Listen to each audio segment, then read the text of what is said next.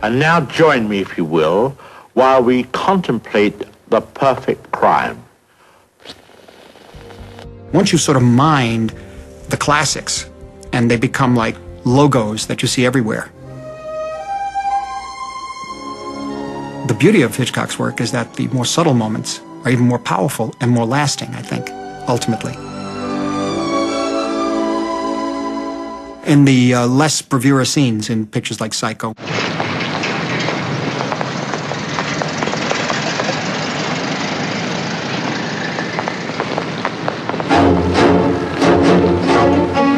Psycho, you have 2 or 3 very strong bravura moments, which, of course, the shower scene, the killing of Martin Balsam, the shocking ending. But the sequences that continually give me inspiration are the sequences in which she's driving. Heck, officer, that was the first time I ever saw the customer high pressure the salesman. Somebody chasing her? The camera's very, very dead center on her. It's very precise. And when you see her point of view, it's dead center. It isn't slightly off. That's a big difference. These are very specific shots, and they exist almost in an abstract way. You know, here it's stripped down black and white. It's like a dream, and yet you're still awake.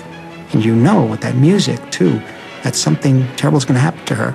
But it can't, because she's the lead of the film. Come on, she stole $40,000. I mean, she's on the lam, you know, she's running away. That's the plot of the picture. Let's see what happens. So I was one of the ones who bought that completely. We were up there that night at the Mayfair Theater, it was called. And that was one of the first films I ever saw that they said, please do not reveal the ending.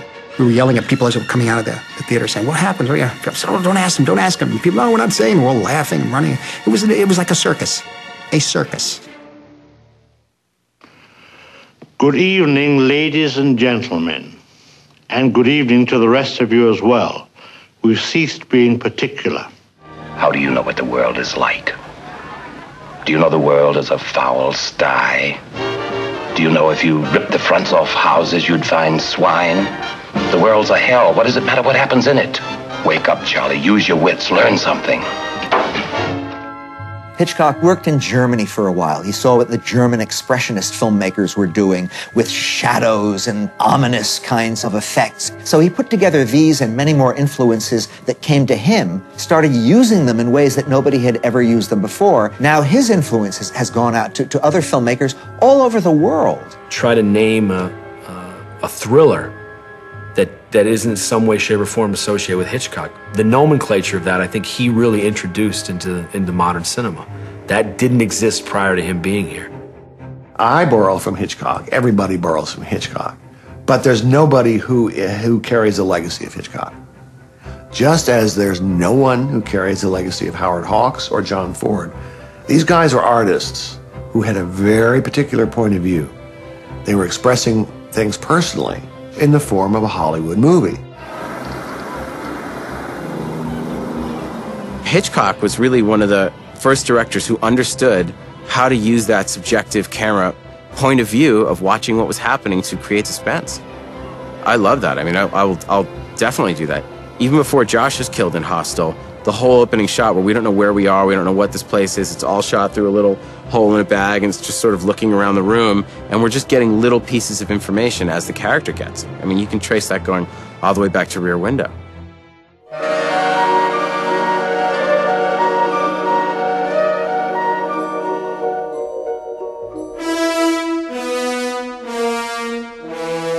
I guess Cape Fear, we were consciously trying to live in that world for a while, creatively, utilizing technique, style, even the traditional walk down the corridor.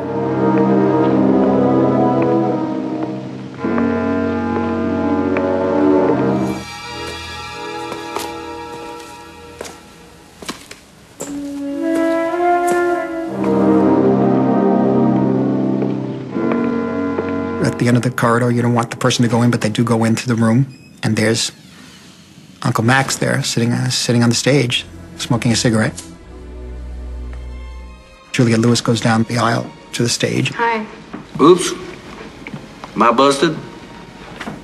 But it becomes a scene that, again, was inspired by, I think, the undercurrents that I felt in the Hitchcock pictures, where the Max Kitty character, in just a medium shot, and Juliette in a medium shot. Do you mind if I put my arm around you?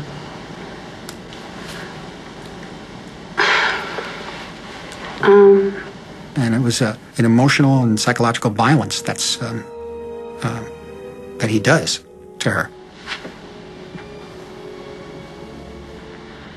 But the camera doesn't move in those cases, and that has to do with certainly the quieter scenes in the Hitchcock pictures. There's no doubt about that.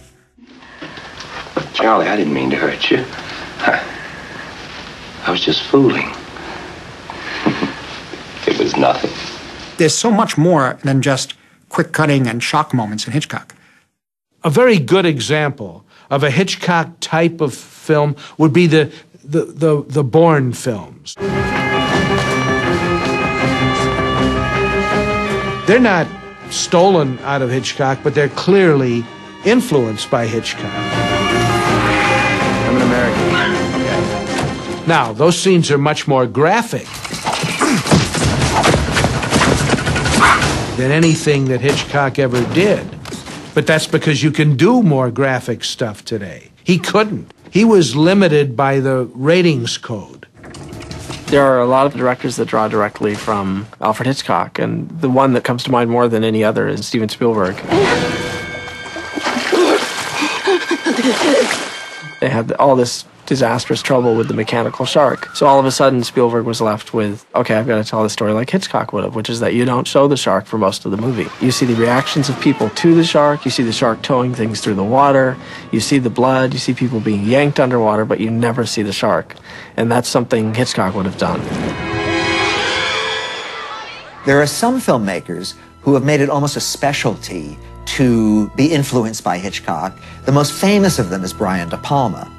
And the interesting thing about Brian De Palma, and I've talked about this with him, is that he isn't trying to put anything over on anybody. He's the first one to tell you, oh, I got that out of Hitchcock. You know, that whole idea came from Hitchcock. The way I did that, oh yeah, Hitchcock did that. So he regards himself as the kind of artist who takes what he needs from other filmmakers and puts them to use in new ways.